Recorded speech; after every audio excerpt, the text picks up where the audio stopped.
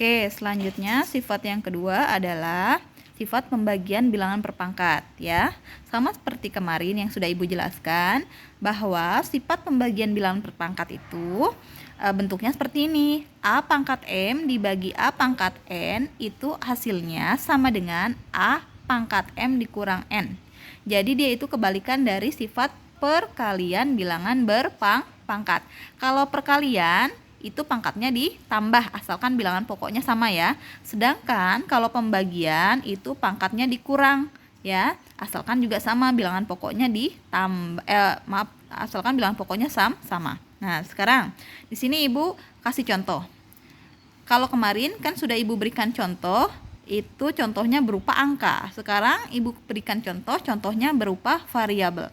Contoh di sini adalah 4A B pangkat 3 C pangkat 2 dibagi 2A pangkat 3 B C ya. Jadi di sini ada yang namanya angka atau konstanta dan juga ada yang namanya variabel. Di sini variabelnya sama-sama 3. Ada variabel A, B, C. Di sini juga ada variabel A, B, C. Hanya saja dari setiap variabel ini pangkatnya berbeda-beda ya. Kalau di sini variabel A pangkatnya 1, kalau yang ini variabel A pangkatnya 3. Kalau yang ini variabel B-nya pangkatnya 3, kalau yang ini B-nya pangkatnya 1. Kalau yang ini C-nya pangkat 2, kalau yang ini C-nya pangkat 1. Sedangkan konstanta untuk bagian sini adalah 4. Kalau yang ini konstantanya adalah 2. Nah, kemarin juga sudah Ibu jelaskan bahwa tanda bagi itu boleh kalian tulis titik 2, boleh kalian tulis dalam bentuk per ya. Jadi di sini Ibu sarankan kalau kalian menemukan bentuk pembagian bilangan berpangkat bentuknya ada variabelnya, Ibu sarankan kalian menuliskannya menjadi seperti ini. Nah, gitu ya. Jadi nanti kalian bentuknya adalah 4A B pangkat 3 C pangkat 2 dibagi atau per 2A pangkat 3 BC gitu ya. Ibu harapkan kalian nanti menuliskannya seperti itu ya. Nah, kalau sudah selesai seperti ini, nah sekarang kalian kalau udah seperti ini, kalian kelompokkan masing-masing bagian.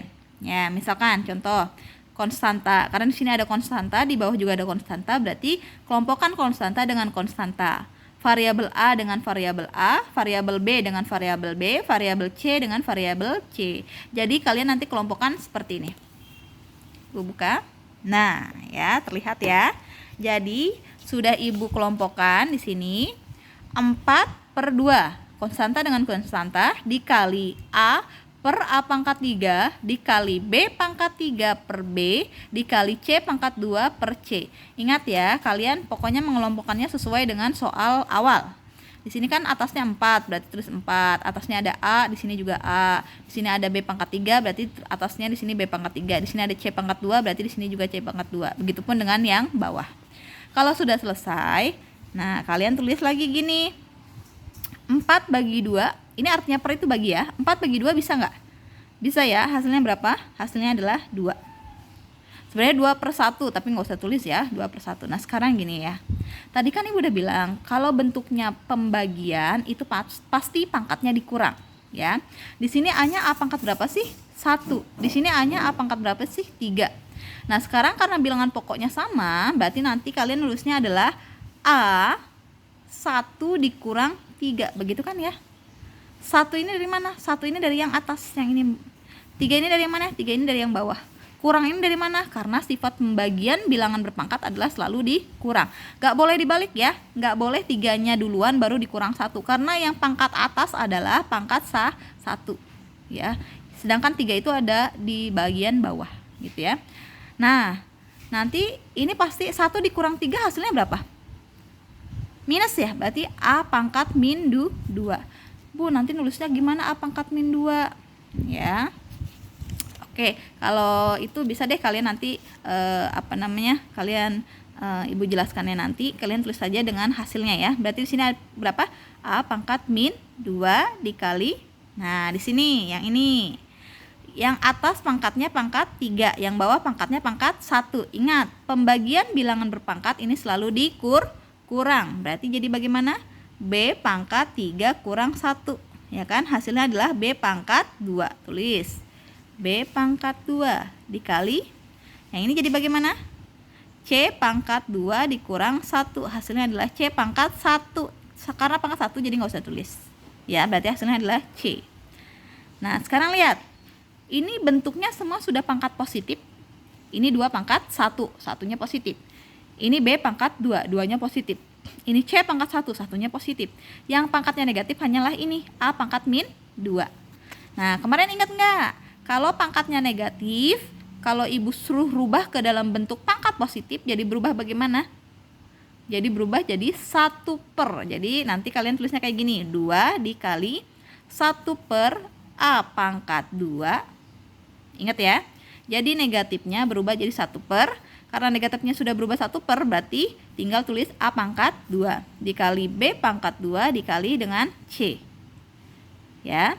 Kalau sudah, berarti di sini, nah karena di sini si 2 nggak punya penyebut, maksudnya di sini sebenarnya punya ya dia. Sebenarnya dia punya per 1, ini juga per 1, ini juga per 1. Ya. Kalau kalian kalikan semua bagian atas, 2 kali 1 kali B kuadrat kali C, hasilnya adalah 2 kali 1, 2 ya. Berarti 2 kali B kuadrat kali C, berarti hasilnya 2B kuadrat C. Ya kan? 2B kuadrat C. Dari mana ini? 2 kali 1, 2. 2 kali B kuadrat dikali C, hasilnya adalah 2B kuadrat C per 1 kali A kuadrat kali 1 kali 1, pasti hasilnya adalah A kuadrat. Karena berapapun dikalikan 1, hasilnya adalah dia sendiri. Ya. Sudah selesai ini? Sudah. Nggak usah dihasilkan lagi. Ya. Mengerti sampai situ? Apa mau ibu berikan contoh lagi? Oke, contohnya misalkan ibu punya lagi, contohnya bagaimana ya? Misalkan 3 X Y pangkat 2 ya dibagi 9 Y pangkat 3 ya. Ini kira-kira kalau ibu tulis memanjang ke sini kayaknya mentok ke sini ya. Jadi ibu jadi balik ke sini. Ibu turunkan ke sini ya. Tadi ibu udah bilang kalau kalian ketemu pembagian variabel tapi di sini titik 2, kalian bisa rubah dulu ke dalam bentuk per. Jadi bagaimana? 3xy kuadrat per 9y pangkat 3, ya kan? Nah, sekarang di sini ada konstanta, di bawah juga ada konstanta, di atas konstantanya 3, di bawah konstantanya juga 9, ya. Perbedaannya adalah di sini ada variabel x yang atas, di bawah nggak ada. Ya, berarti nanti kalian bikin pengelompokannya kayak gini. 3 per 9, angka dengan angka ya, dikali, di sini ada x, di bawah ada x nggak ada, berarti tulis aja x di sini. Baru dikali lagi kelompokan yang kedua, y kuadrat dikurang y pangkat 3. Nah, sekarang hasilkan 3 per 9 atau 3 bagi 9 bisa nggak? Nggak bisa. Bukan hasilnya 3 ya, karena yang kalau pembagian itu yang atas harus lebih besar daripada yang bawah. Sekarang yang atas lebih besar nggak daripada bawah? Tidak, ya kan? Berarti kalau gitu kita perkecil saja. 3 per 9 dibagi-bagi 3. Bagi 3 hasilnya 1. Ini bagi 3 hasilnya 3. Berarti hasilnya adalah 1 per 3. Ya. Dikali X. Dikali, nah ini hasilnya adalah, di sini ada Y kuadrat, di sini ada Y pangkat 3. Ini pembagian, sifat pembagian jadi berapa? Y pangkat 2 dikurang 3. Hasilnya adalah Y pangkat 2 kurang 3, hasilnya adalah min 1. Berarti tulis Y pangkat min 1. Sama dengan 1 per 3 dikali X. Ini sebenarnya X per berapa sih? X per 1 dikali, nah jadi kan bentuk positif. Jadi bagaimana? 1 per Y. Sebenarnya Y pangkat 1, cuman ibu nggak bakal tulis karena dia pangkatnya pangkat 1. Nah, kalau udah kayak gini kalian hasilkan 1 kali X kali 1 pasti hasilnya adalah X ya. Terus dibagi atau per, di sini 3 kali 1, 3 kali Y. Berarti hasilnya adalah 3Y. Berarti sampai sini selesai. Oke, selanjutnya yang akan ibu bahas adalah sifat perpangkatan dari bilangan berpangkat. Ya, kemarin sudah Ibu jelaskan bahwa A dipangkatkan M, dipangkatkan lagi N, ini sama saja dengan A dipangkatkan M kali N. Ini M ya, terus ini tanda titik ya, atau kali, ini adalah N ya. Berarti A pangkat M dikali N. Tidak ada lagi bilangan pokok yang sama, ini hanya satu kesatuan ya. Contoh, di sini Ibu belum memangkatkan dari bilangan berpangkat. Ibu mencontohkan ini dulu deh. 2x pangkat 2. Nah, perhatikan sekarang. Yang dikurungin itu angka berapa saja sih? Yang dikurungkan itu adalah 2 dan X. Berarti karena di sini pangkat 2, berarti yang dipangkatkan 2 siapa saja? Semua yang ada di dalam kurung. Yang di dalam kurung tadi siapa saja? 2 dan X. Berarti yang dipangkatkan 2 adalah 2 dan si X ya. Jadi nanti kalau kalian tulis, jadi hasilnya adalah 2 pangkat 2 ya dikali X pangkat 2. Hasilnya adalah 2 pangkat 2, 4, X pangkat 2, ya sudah X pangkat 2 saja. Jadi hasilnya adalah 4X kuadrat. Atau kalian boleh menulisnya begini, 2X pangkat 2, artinya pangkat 2 adalah kalikan bilangan tersebut sebanyak 2 kali. Bilangan tersebut siapa? Yang di dalam kurung adalah 2X. Berarti nanti kalian tulisnya adalah 2X dikali 2X sama dengan, ya udah kalikan, 2 kali 2 hasilnya 4. X kali X hasilnya adalah X kuadrat. Sama saja kan ya sama yang ini. Jadi bebas kalian mau pakai yang mana ya. Lanjutnya, sekarang lihat, berbeda dengan yang atas. Sekarang Ibu tambahkan bentuk pangkat. Nah, di sini yang di dalam kurung adalah 2X pangkat 3, baru dipangkatkan 2. Sekarang Ibu tanya, yang dipangkatkan 2 itu berarti siapa saja? Si 2 dengan X pangkat 3. Tapi lihat yang di dalam kurung. Ingat, lihatnya yang di dalam kurung ya. Si 3 itu punya siapa? Punya si 2 apa punya si X? Punyanya si X. Ingat, si 3 itu hanya punya si X. Oleh karena itu nanti kalian nulisnya kayak gini ya. 2 pangkat 2. Bu, ini 2 pangkat 2 dari mana? Karena 2 yang ini juga harus dipangkatkan dengan 2 yang di luar. Baru dikali X. X-nya tadi punya pangkat berapa? Punya pangkat 3. Baru dikalikan lagi. Karena yang di luar ada pangkat 2, berarti kalikan lagi 2. Sama saja dengan 2 kali 2, 4 dikali. Nah, ingat, pangkat ketemu pangkat, tadi sifatnya diapakan? Dikali. Berarti hasilnya adalah X pangkat 3 kali 2. Jadi hasilnya adalah 4 dikali X pangkat 6. Atau kalau kalian kalikan menjadi 4X pangkat 6. Gitu ya. Ada pertanyaan? Nah, berbeda lagi dengan gini. Ini soal sudah berkali-kali keluar ya di ujian nasional juga ada. Misalkan Ibu punya A tambah B dipangkatkan 2. Ya. Perhatikan. Yang di dalam ini ada operasi enggak? Tidak ada. Atau sebenarnya ada operasi, tapi operasinya adalah per kali kalian. Makanya Ibu tulis 2 pangkat 2 dikali X kuadrat.